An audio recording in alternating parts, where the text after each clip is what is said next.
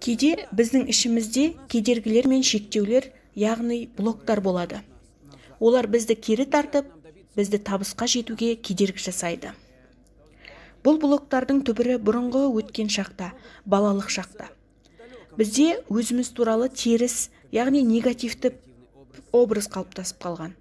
Мен онша жақсы емеспін. Мен ешқашан табысқа жетпеймін. Мүмкін бұл образды ата-анамыз, достарымыз, мектептегі мұғалімдеріміз бір кезде білесің бе, сенен ешқашан дұрыс адам шықпайды деп қалыптастыруы мүмкін. Дәл осы сөз сіздің ішкі сеніміңізге айналып, түп санаңызға орналасып қалған. Егер сіз ылғи сәтсіздіктерге тап болсаңыз, немесе бір орында дамымай тұрып қалсаңыз, немесе қаржылық жағдайға тап келсеңіз, қиын жағдайға, сіздің түп санаңызда шектеу, яғни блок бар екендігіне ықтималдылық жоғары. Ол сізге табысты болуға кедергі жасайды. Оны қалай табу керек дейсіз бе? Бәрінен бұрын ішкі дүниеңізге үңіліп, өзіңізге сұрақ қойыңыз. Бұл маңызды сұрақ. Неге бұлай? Қаржылық қиындыққа, қаржылық табысқа жете алмауымның шынайы шешімі неде? Біз табиғатымыздан жағдайды, оқиғаны кінәлауға бейімбіз. Қазір табысқа жету қиын.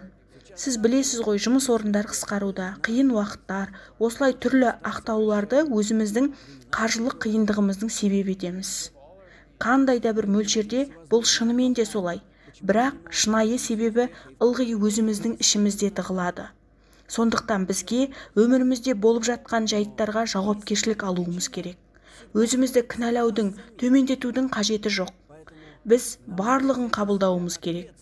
Өмірімізде болып жатқан жайттар менің өз қолымнан жасағаным, және менің өзімнің құрғаным.